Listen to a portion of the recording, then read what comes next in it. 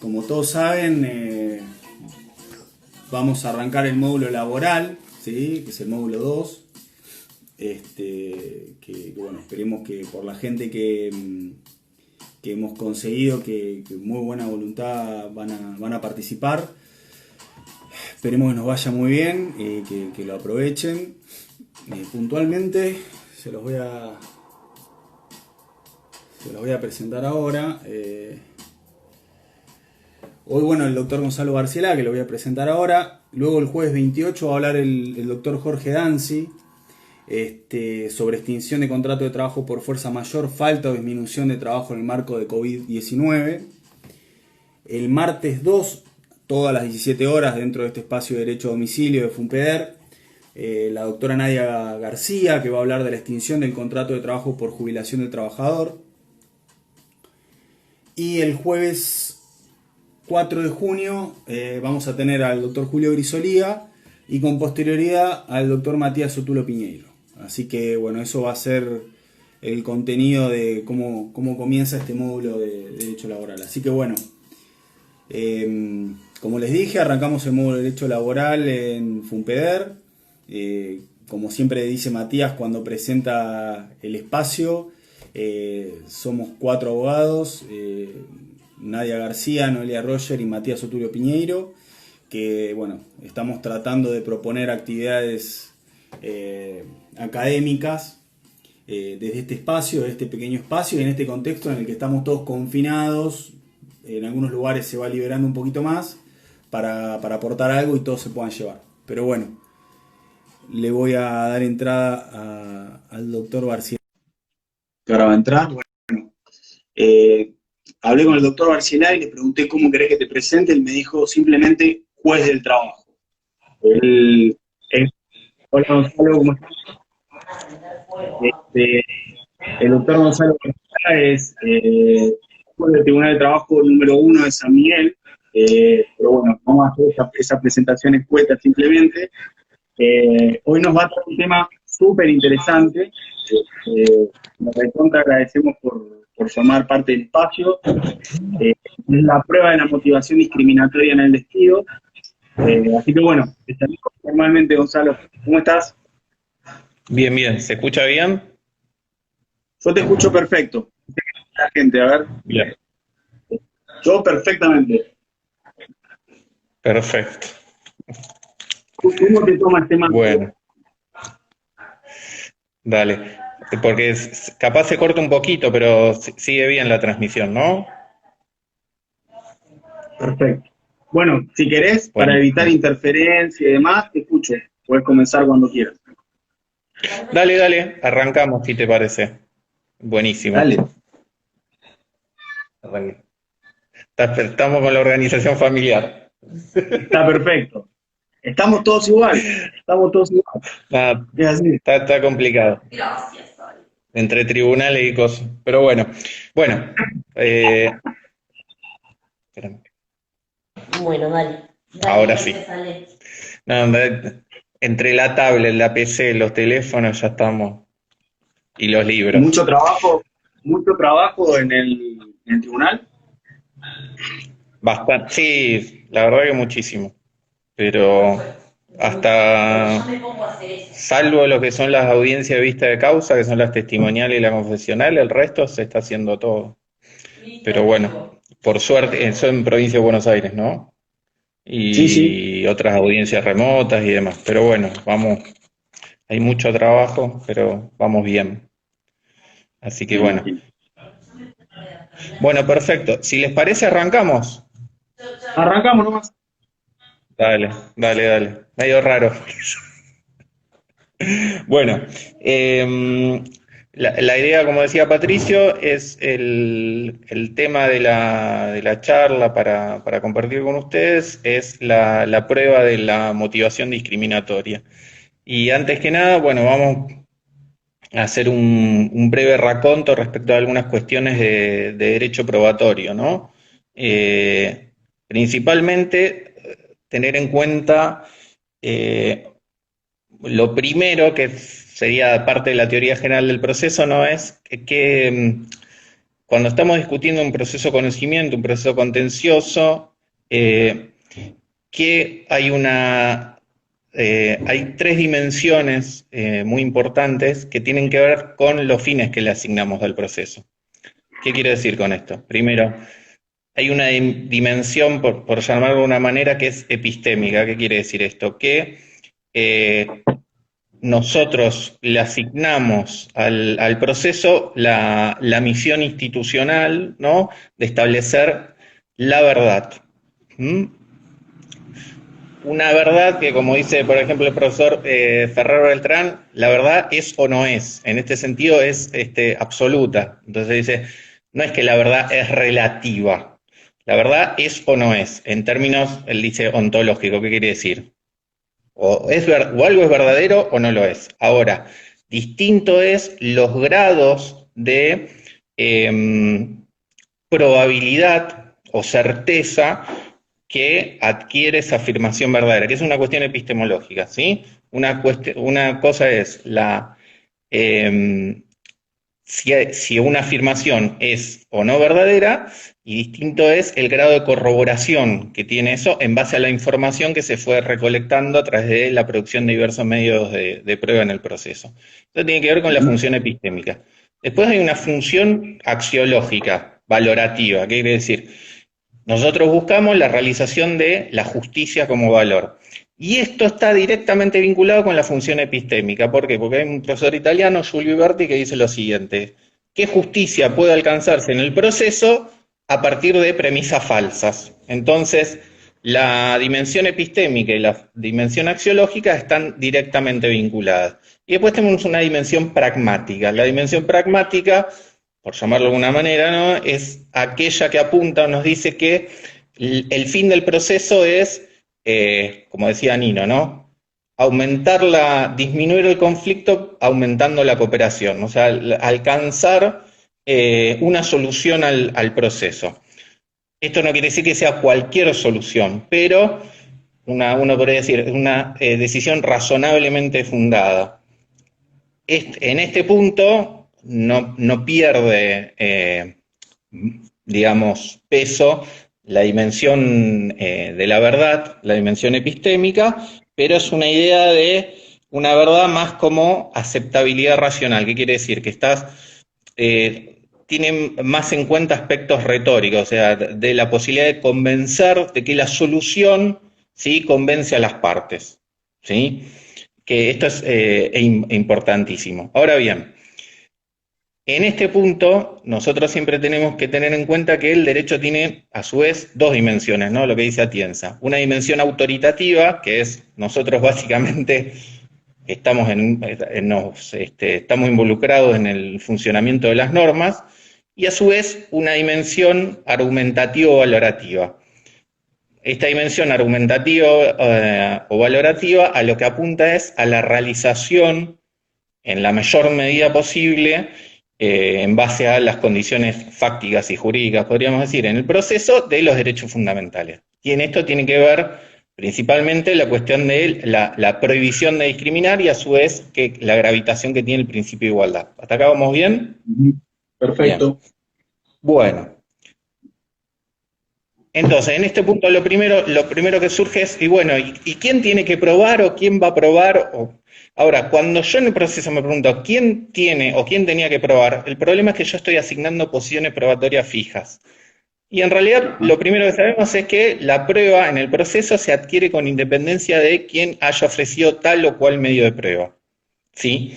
Segundo, que la idea de una carga de la prueba o de asignar posiciones probatorias fijas antes de analizar los medios de prueba del proceso implica que yo estoy estableciendo una suerte de marco del proceso de conocimiento donde es como una ordalía, ¿no? Se pelean dos partes. Y en realidad, lo primero que hay que entender es que la carga de la prueba, primero, es una directiva que se dirige, una directriz, ¿no?, que va dirigida al juzgador, ¿sí?, y que como directriz es residual. ¿Qué quiere decir esto? Que yo me valgo de esa regla siempre y cuando no alcance un umbral de convicción, después vamos a ver esto, en base a las hipótesis fácticas que están en discusión en el proceso, ¿sí? O sea, no es que yo me tenía que probar, ¿quién probó antes de analizar la prueba? Sino, en base a las hipótesis que están en juego y la prueba que se rindió en el proceso, ¿qué decisión debo tomar? Esta es la pregunta. Y eventualmente, si no se alcanza un umbral de convicción suficiente, ahí preguntarme, bueno, a ver, ¿quién afirmó tal o cual cosa? ¿Sí?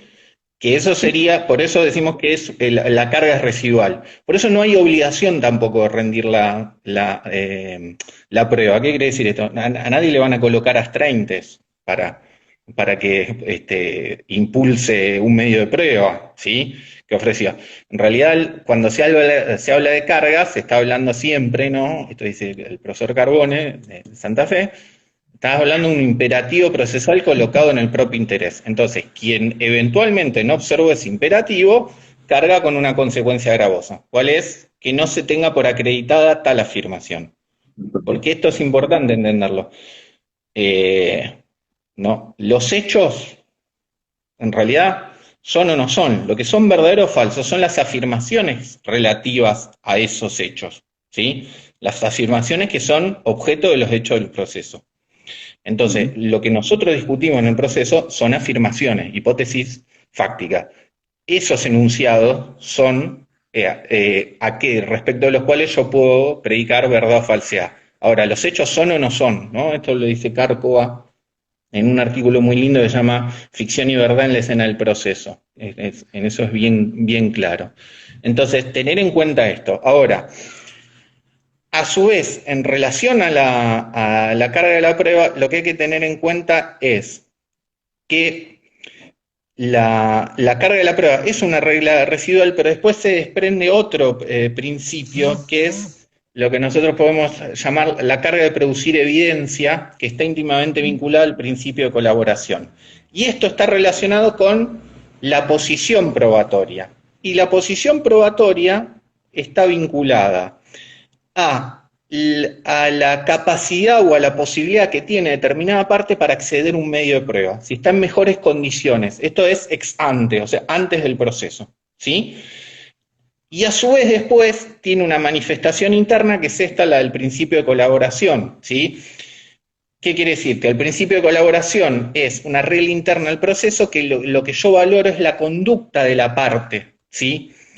Porque hay un deber de colaborar en despejar la incertidumbre. Ahora, la regla de la carga de la prueba implica, afirmó tal cosa, quedó acreditada o no acreditada, bien, yo me pregunto, ¿no? Quien afirma le incumbe la prueba. En cambio, en el principio de colaboración, lo que implica es que hay una carga de producir evidencia en base a la capacidad que tiene la parte de despejar cierta incertidumbre por poder acceder a un determinado medio de prueba. En el derecho al trabajo, nosotros, en relación a la posición probatoria, tenemos lo que, como manifestación, ¿no? Como dice Fernández Madrid, del principio protectorio, lo que se llama la regla de la facilitación probatoria. ¿Qué quiere decir esto? Por ejemplo, las presunciones. Nosotros tenemos que determinadas presunciones legales. ¿Por qué hablamos de presunciones legales? Porque la presunción legal es la que me permite pasar a mí de un hecho conocido hacia el hecho desconocido. Por ejemplo, la que está prevista en el artículo 23, que ya es todo un tema esto, después de todos estos fallos de la Corte, no los vamos a hablar acá hoy. Pero, por ejemplo, la prestación de servicios, ¿sí? Como hecho conocido, que me permite inferir, o sea, desprender como conclusión, como consecuencia, pasar al hecho desconocido, que es la causa de esa prestación, que es la existencia de un contrato de trabajo, ¿no? No es lo mismo la relación que el contrato. En el artículo, la presunción del artículo 55, que frente a la falta de exhibición de los libros y la documentación laboral, en particular del libro previsto por el artículo 52 de la Ley de Contrato de Trabajo, cuando el empleador es intimado judicialmente y no exhibe ese libro frente a la intimación judicial, ese es el hecho conocido. El hecho desconocido que me permite, la presunción me permite que quede acreditado, por ejemplo, es la fecha de ingreso que está denunciada o eventualmente la remuneración percibida. Y finalmente la del artículo 57, que es la que me permite a mí frente al silencio en el intercambio telegráfico, tener por acreditado, por ejemplo, determinado incumplimiento, principalmente, que es el que más interesa siempre, que es la negativa de tareas, o sea, que el empleador no cumpla con la obligación de otorgar ocupación efectiva, está prevista en el artículo 78 de la Ley de Contrato de Trabajo. Hasta acá es una presunción legal. Presunciones que no son ficciones, ¿por qué? Porque la presunción siempre está ligada o está vinculada a la incertidumbre de lo verdadero, ¿sí? Por eso lo que está en discusión es la existencia o no de ese hecho controvertido.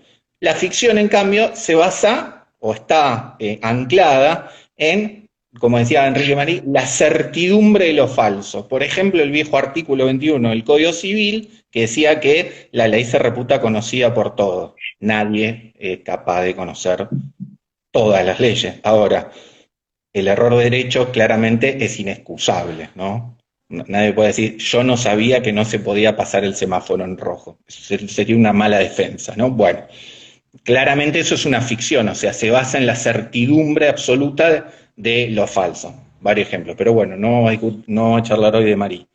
En lo que es la acreditación de la motivación discriminatoria, y esto resalto por qué vamos a hablar de motivación, lo primero que hay que distinguir es el principio de igualdad respecto de la prohibición o la interdicción de la práctica social discriminatoria. ¿Por qué?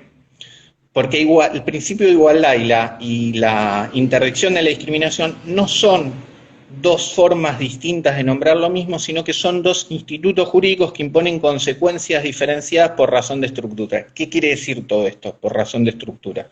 Primero, la igualdad ante la ley siempre se le exige a aquel sujeto que ocupa el lugar excepcional de la ley, ¿sí? Esa igualdad de trato. Retengamos esto para tenerlo en cuenta. En cambio, la prohibición de discriminación opera erga omnes, ¿sí? Esto está íntimamente vinculado a toda esta doctrina alemana, ¿no? Del Drittwirkung, o sea, de la eficacia horizontal de los derechos fundamentales, ¿no? Como le dicen los alemanes, nosotros le decimos derechos humanos. ¿Por qué? Porque esto es algo que la Corte dijo en Álvarez contra Cencosud, que específicamente cuando selló, digamos, la suerte, a favor nuestro, por suerte, del debate acerca de si las proposiciones normativas de la Ley 23.592, de la conocida Ley Antidiscriminatoria, se integraban a los contenidos del contrato de trabajo. Una de las cosas que dejó en claro era, citó, ¿no?, la opinión consultiva 18/03 de la Corte Interamericana de Derechos Humanos, que específicamente es conocida como Condición Jurídica y Derechos de los Migrantes Indocumentados, que específicamente la prohibición de discriminación opera erga omnes, o sea, no se dirige solo al Estado, sino también hacia los particulares. Entonces, el principio de igualdad, la igualdad siempre se la reclamó al sujeto que ocupa el lugar excepcional de la ley. La prohibición de discriminación opera erga omnes sobre un universo que involucra tanto al Estado como a los particulares. Hasta acá vamos bien. Bueno, esto tiene que ver con que cuando se observa un trato desigual, la carga o la exigencia de quien invoca ese trato desigual es que responde a una causa razonable, ¿no? A un motivo razonable. Vamos hasta acá, o sea, entonces, es como dice Enrique Arejiber, de alguna manera el principio de igualdad se viola objetivamente, en el sentido que siempre que no se acredite, ¿sí?, esa motivación razonable. Ahora, la discriminación siempre está motivada. ¿En qué sentido? En que la discriminación a lo que se dirige primero, ¿qué es discriminar? Discriminar es cuando yo le atribuyo a un sujeto, ¿sí?, lo que podríamos llamar un universal peyorativo, por ejemplo, judío, gay, bolchevique, zurdo, piensen lo que quieran, ¿no? Lo que los británicos o la doctrina anglosajona llama labeling, ¿no? Etiquetar, ¿sí?, el etiquetamiento. Entonces yo le adscribo un carácter que puede o no coincidir Pero en la discriminación lo importante es que lo discriminado no es el sujeto en su singularidad, sino en tanto está adscripto, ¿no?, a ese grupo. Entonces, la garantía de no discriminación no se agota en la persona o en el sujeto discriminado, sino que se proyecta inmediatamente sobre el colectivo de referencia, ¿sí? Esto es importante. Entonces, por eso generalmente se dice, bueno, pero la discriminación está basada en una idea de en un concepto individualista de igualdad, ¿no? Y en realidad no es así, porque si el sujeto inmediato de tutela es el colectivo de referencia, el tipo de análisis que yo voy a hacer es precisamente dar cuenta de que esa categoría a la que se ascribe ese sujeto en su singularidad constituye un colectivo históricamente relegado, ¿sí?, o que está sujeto a una práctica sedimentada absolutamente asimétrica, ¿sí?, o con una histórica segregación, ¿no? Entonces, este es el punto principal de la discriminación. En un ejemplo práctico hay un caso muy interesante de la Sala Quinta, ¿no?, que se planteó lo siguiente. Una enfermera de un sanatorio demanda a su empleadora porque ella percibía el premio por rendimiento, ¿no?, como suma fija, ¿no? Esa suma fija iba variando conforme las categorías.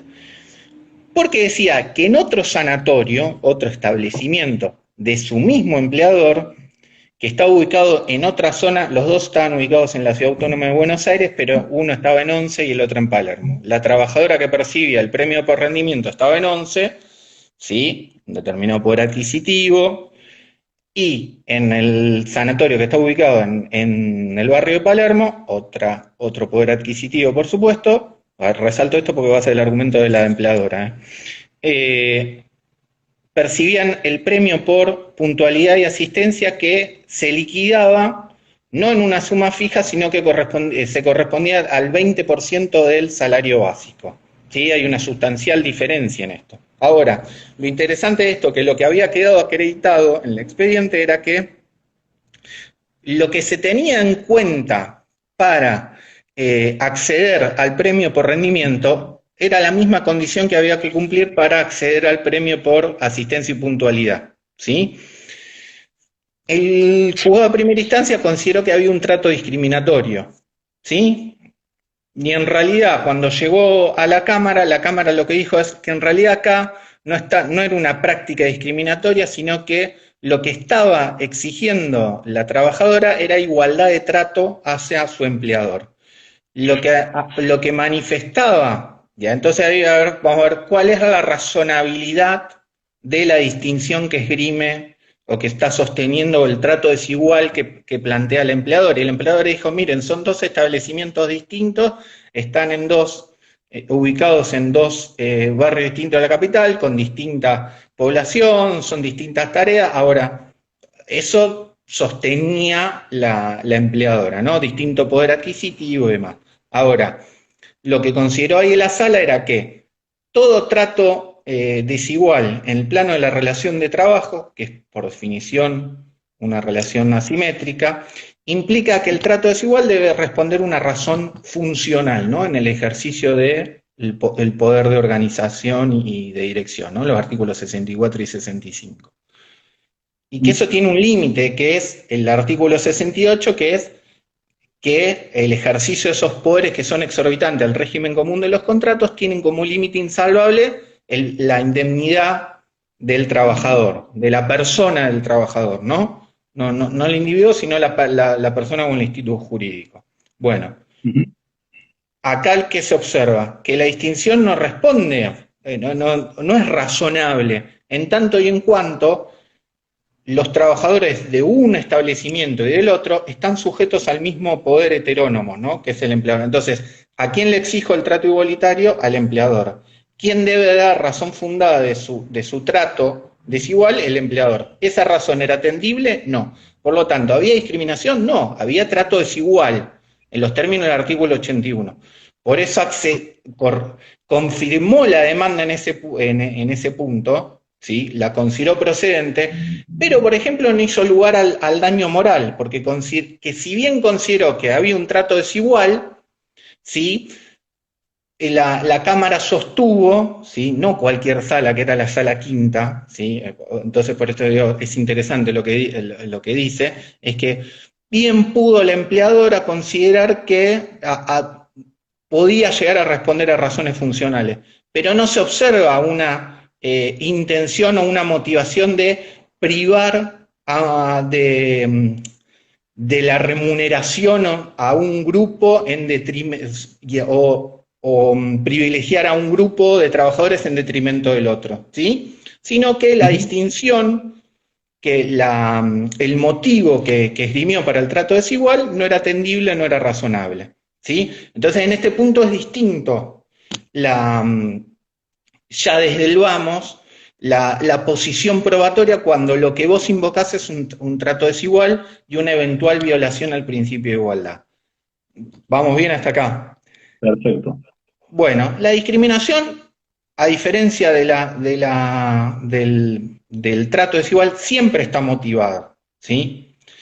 Ese motivo, de alguna manera, siempre, de alguna manera, no es patente, no es manifiesto, ¿sí? Y acá es donde viene la cuestión de cómo opera la facilitación probatoria, que fue lo que empezó a discutir la Corte cuando, de alguna manera, estableció un estándar de prueba en Pellicore y Liliana. Es una sentencia del 15 de noviembre del 2011, el que la quiere buscar está en el tomo 334, página 1387, ¿sí? Yo me lo acuerdo por número porque después es imposible encontrarlo. Si quieren lo buscan en el buscador de fallo de la Corte, es más fácil así. Hay que dice, más allá de todo, uno podría decir, ¿dónde está el holding, ¿no? Sí. Del caso? Está en el considerando 11. ¿Qué dice la Corte ahí? Que después de analizar una cuestión que tiene que ver con cómo distribuimos el riesgo probatorio dentro del proceso, y entender que es un componente eminentemente axiológico en este tipo de acciones, porque la prohibición, ya lo había dicho en Álvarez, ¿no? Tanto el principio de igualdad como la prohibición de discriminación han alcanzado la categoría eminente, dice la Corte, de ius cogens. ¿Qué quiere decir esto? Que la inobservancia, primero, es derecho absolutamente vinculante para los Estados, y eventualmente su inobservancia puede generar responsabilidad internacional, ¿no? Algo que remarcó siempre la Corte desde el año 2004 en adelante. Por lo menos, ahora un poquito con... No sigamos. ¿No? Me reservo la opinión. No obstante, ¿qué dice en el considerando 11? Que bastará, ¿sí? Teniendo en cuenta esta dimensión axiológica o valorativa, ¿no? Recordemos lo que dije antes de Atienza, de que el derecho tiene esta dimensión argumentativa valorativa que se dirige a la realización de los derechos fundamentales, que bastará para quien invoca este trato discriminatorio o la acreditación de hechos que dice prima facie, ¿sí? Valorados, permitan inferir la existencia de dicha motivación, y en tal caso le incumbe a quien se le enrostra o se le imputa ese accionar que su acto responde a un motivo, dice la Corte, objetivo y razonable que está ajeno a toda discriminación. Renglón seguido, la Corte dice, ojo que esto no implica, en primer lugar, que yo de alguna manera libere de cualquier exigencia a aportar prueba de parte de quien invoque ese trato. Y tampoco implica una inversión de la carga de la prueba, ¿sí? Digamos así, ex ante. Ahora bien, esto no implica que la dinámica interna del proceso me lleve a mí a tener por acreditado eventualmente ese motivo. Que esto es un estándar, la Corte lo ratificó en dos presentes. Uno, que ya el otro día ya se cumplieron 6 años, que fue Cisnero, ¿no? Es un precedente del año 2014, el que lo quiere buscar, fallos 337-611. Lo interesante de Cisneros, entre otras cosas, es el considerando sexto, donde la Corte transcribe una declaración de uno de los empresarios del transporte salteños, donde dice, esto es Salta turística, esas manos no son para que estén llenas de callos, ¿no? Bueno, lo interesante de acá es que en el dictamen del procurador, hay varias cosas, ¿no? En el dictamen del procurador se invoca la idea de la igualdad como no sometimiento y esta idea, ¿no? Lo que llamaba Buenfis las castas, ¿no? De los grupos que están estructuralmente sometidos, ¿no? Entonces una idea de igualdad estructural, no solo la igualdad, como podemos llamar, formal ante la ley, ¿no? Algo que explica bien Saba, que ya todos lo tenemos perfectamente claro, el que no, hay que leer a Saba. Exactamente, sí. Nino también. Y acá el punto cuál es, porque yo decía antes que la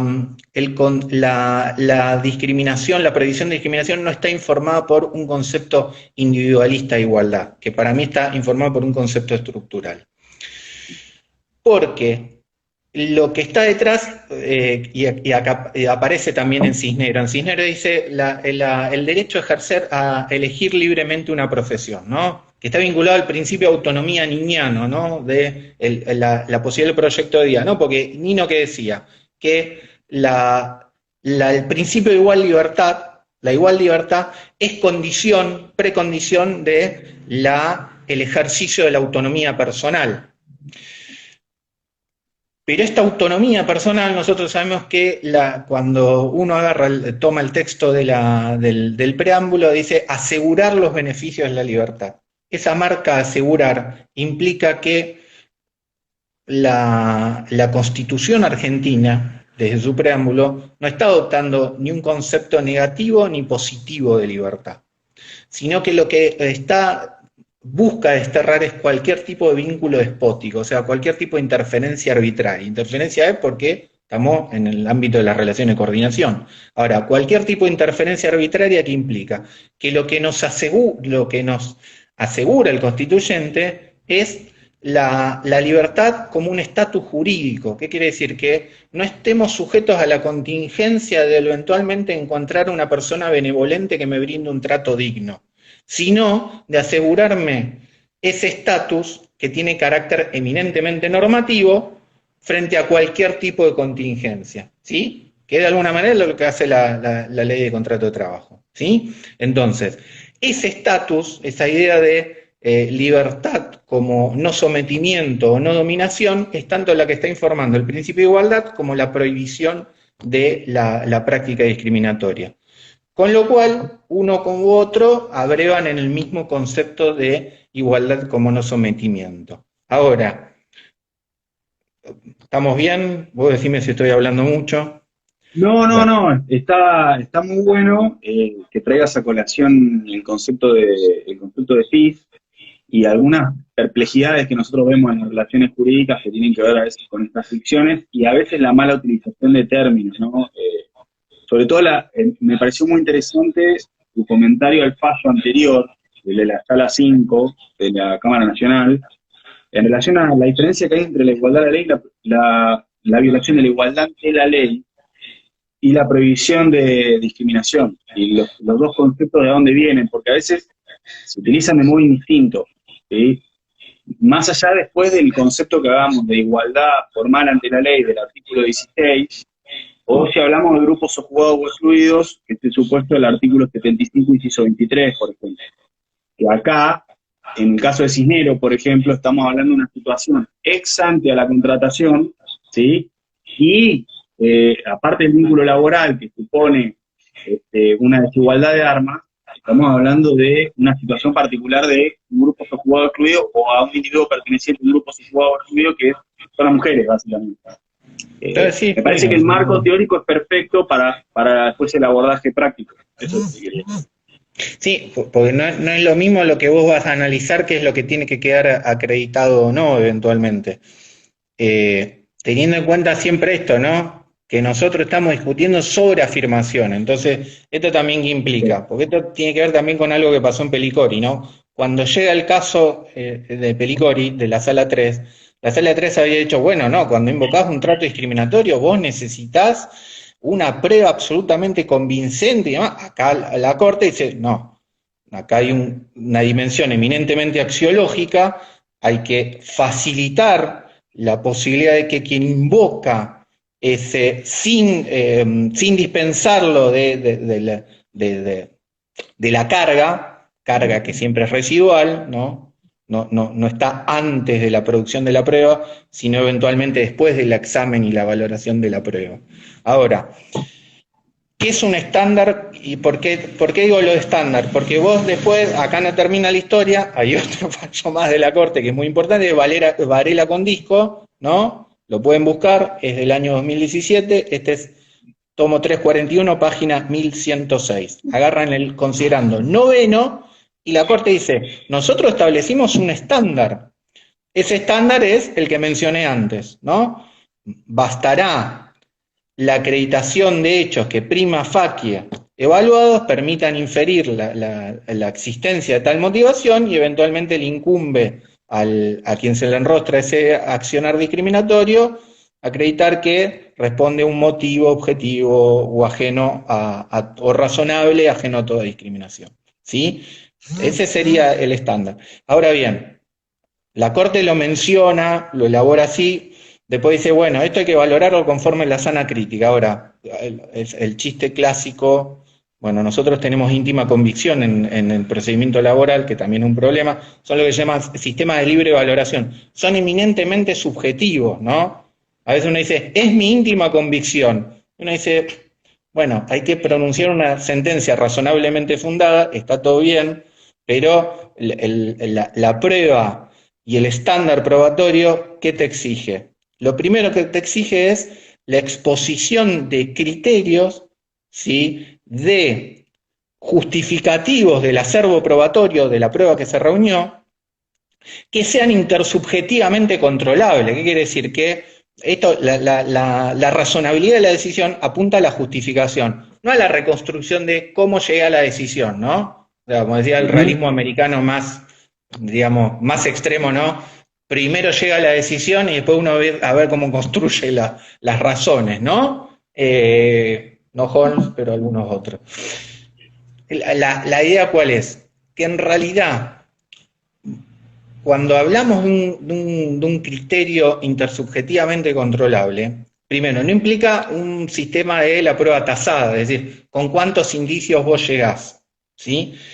Pero sí la exposición del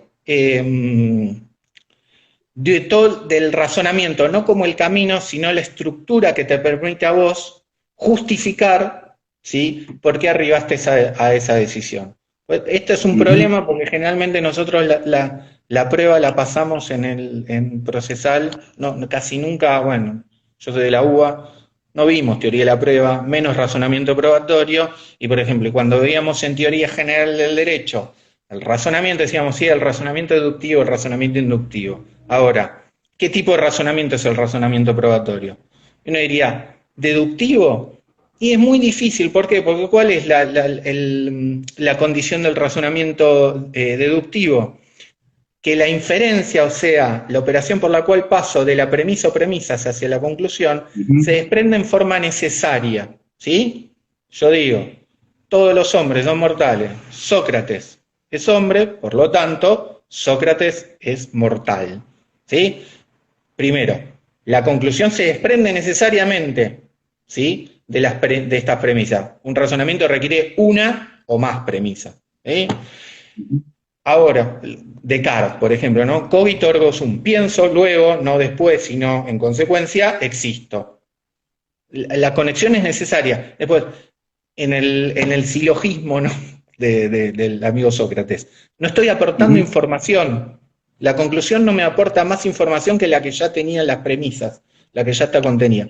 En cambio, el tipo de razonamiento inductivo, la relación es no de necesariedad, sino de probabilidad lógica o inductiva, como dice Ferrero Beltrán. ¿Qué quiere decir esto? Que el respaldo que obtenga la conclusión va a depender de la información que me brinden las premisas, ¿sí? Esto es muy importante. Entonces, yo lo tomo de Ferrero Beltrán y González Lagier. Después hay otras posiciones sobre esto. Pero tomemos que es un razonamiento de tipo inductivo. ¿En qué sentido? En que la conclusión a la que yo arribo es una conclusión de tipo probable, ¿sí? Entonces, la mayor o menor probabilidad va a depender de la información que me brinden esas premisas. Ahora, la información requiere ser valorada y construida. Hay que construir un argumento probatorio. ¿Cómo construyo mi argumento probatorio? Este sería el punto. Bueno, yo tomo un modelo, llamémoslo así, que es el que propone el profesor González Lagier, que es un profesor de la Universidad de Alicante, que lo que hace es traslada el modelo argumentativo de Stephen Toulmin y lo lleva al razonamiento probatorio. El modelo de Toulmin, más o menos rápido, no, vamos a decirlo así, es, yo esgrimo una pretensión, ¿no? Pero esa pretensión requiere que yo exponga determinadas razones, ¿sí? Que hacen a la corrección de lo que yo estoy sosteniendo en mi pretensión. Y a su vez, esas razones están sostenidas en la garantía, que es una norma, una regla, o un enunciado de carácter general, y a su vez que esa garantía obtiene un respaldo, que es lo que me permite a mí determinar la regularidad o corrección de esa garantía que yo estoy esgrimiendo. ¿Se entiende más o menos? Ese sería el esquema de Toulmin. ¿Qué hace González Lagier? Toma ese esquema y dice, a ver, ¿cuál es la pretensión en el razonamiento probatorio? Los hechos a probar. Y este es el punto. Yo cuando, por ejemplo, cuando invoco un trato discriminatorio, por ejemplo, me despidieron, no estoy diciendo, fui discriminado. Le voy a preguntar, ¿usted por qué piensa que fue discriminado? La discriminación es una calificación jurídica. Bueno, porque, por ejemplo, yo quería armar con mis compañeros, la típica, ¿no? Una comisión interna ad hoc o lo que sea, ¿no? Lo que antes llamaba el delegado de hecho. Pero bueno. Entonces, el hecho a probar o hecho a probar, por ejemplo, sería que el despido respondió a la activación sindical o mi situación de salud o mi situación de vulnerabilidad, por ejemplo, ¿sí? Sería el hecho a probar.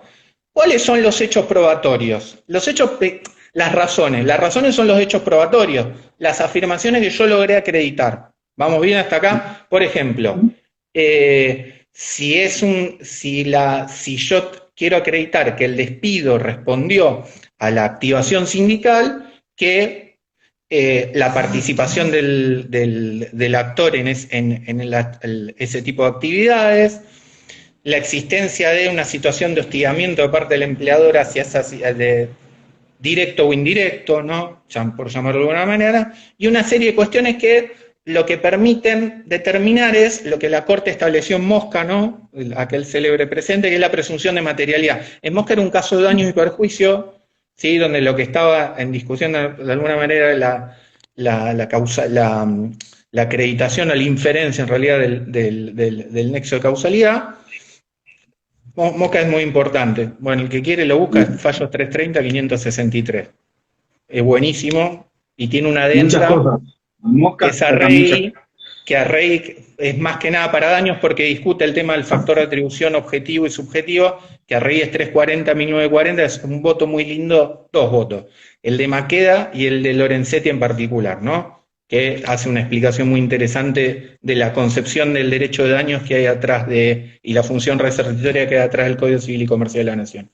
Ahora, volviendo a todo esto, ¿qué me permite a mí la presunción de materialidad? La presunción de materialidad lo que me permite establecer lo que me permite inferir es que determinados hechos tienen una conexión y una contemporaneidad en el espacio y el tiempo, ¿no? Que el despido es contemporáneo, ¿sí? Próximo en el tiempo a esa activación o eventualmente a cierto trato o hostigamiento de parte de la empleadora y una serie más de circunstancias. Eso es la presunción de materialidad. ¿Esa presunción de materialidad qué es? La presunción de materialidad es la garantía, ¿sí? Es una regla general. es la garantía de mi argumento probatorio, ¿sí? Ujú.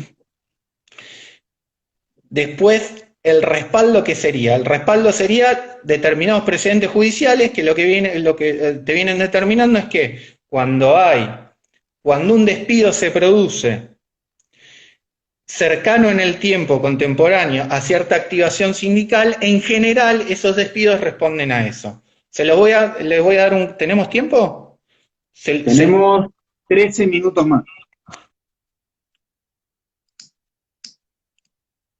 Ahí se cortó un poco. A ver. Perfecto. Bueno, te lo cuento rápido así, un caso muy Sí. claro esto. Había un muchacho que trabajaba en una cadena de cines muy importante de la Argentina, la más importante, que en general está en todos los shoppings, y tenía alrededor de 15 años de antigüedad. Y viste que en el sistema, en general el sistema de las compañías norteamericanas, quedan ese sistema de gerentes, subgerentes, que en realidad son empleados jerárquicos, ¿no?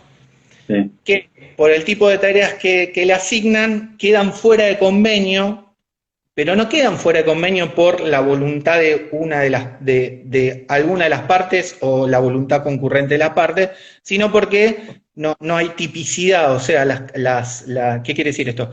Que el convenio no alcanza, no describe las tareas que presta este trabajador. Entonces, ¿qué pasa?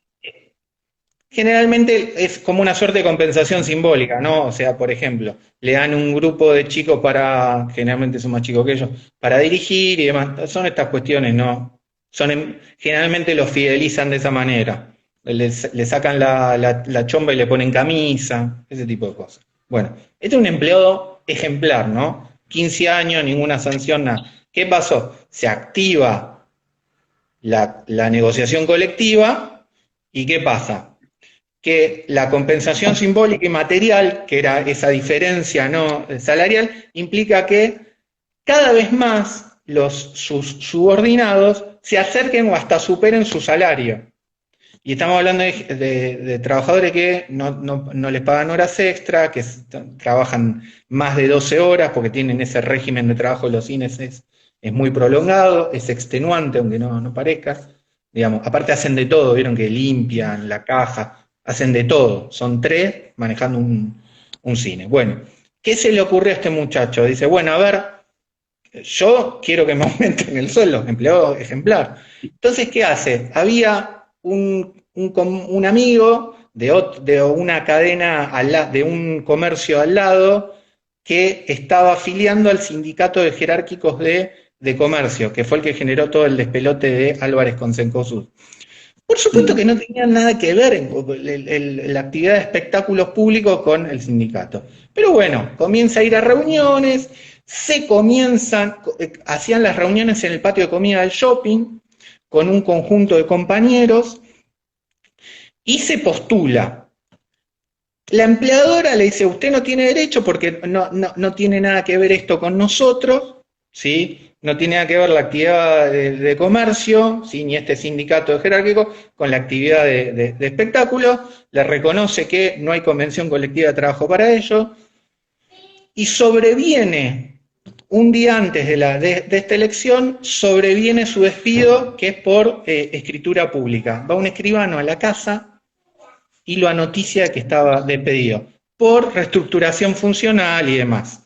Ahora, la reconstrucción interesante de todo esto es que primero, muy bien asesorado, no invocó la reinstalación por el artículo 52, ¿no? Porque claramente su abogado sabía que no tenía aptitud representativa ese sindicato. Pero lo interesante que esto es que promovió la acción por el artículo 47 de la Ley de Asociaciones Sindicales porque le estaba enrostrando una obra antisindical a la empleadora, que es una acción apta, esto se discute mucho, pero de alguna manera la Corte también en Varela lo toma como una vía, como una acción válida para anular el lograr discriminatorio.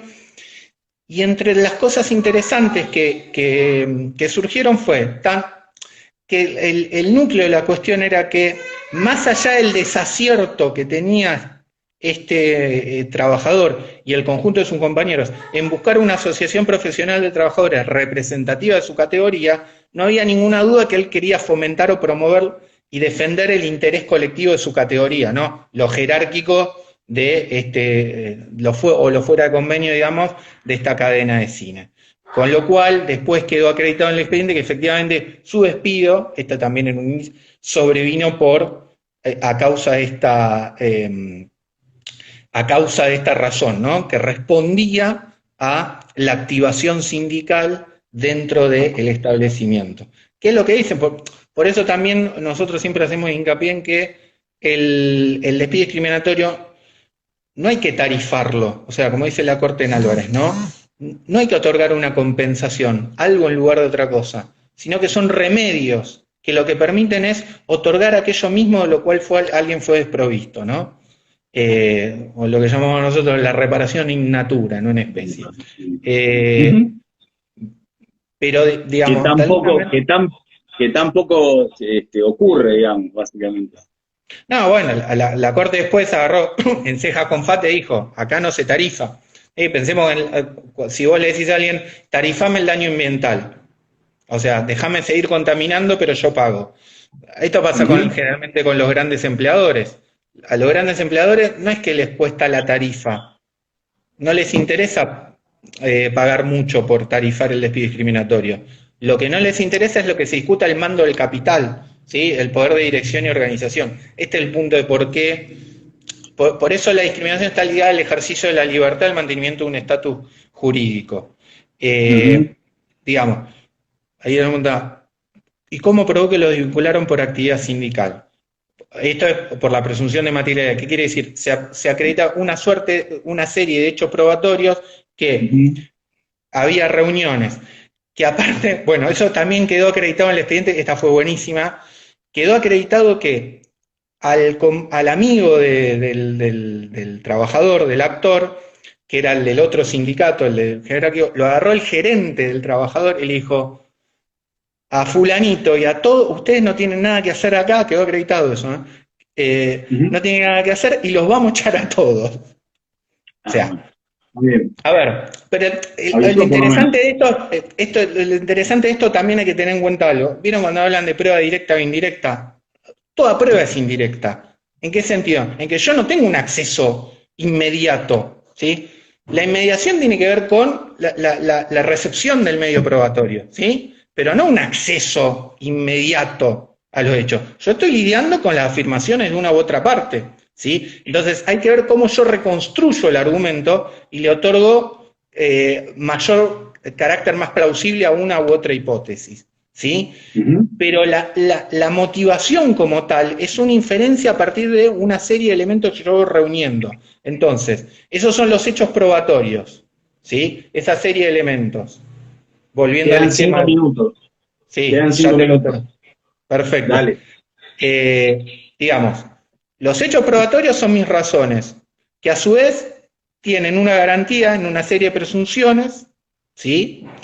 Y el respaldo en toda una serie de jurisprudencia y una serie de máximas de la experiencia, llamamos así, que podría ser a esta altura, cuando un despido se produce de forma tan abrupta, después de una relación tan prolongada y tan próxima en el tiempo con este tipo de características, eventualmente lo más plausible, lo más probable es que el despido haya respondido a esa situación, ¿sí? Más o menos. En 40 minutos es un poco difícil contarlo todo. No sé si quedó claro. No. Ponerlo por escrito es más divertido.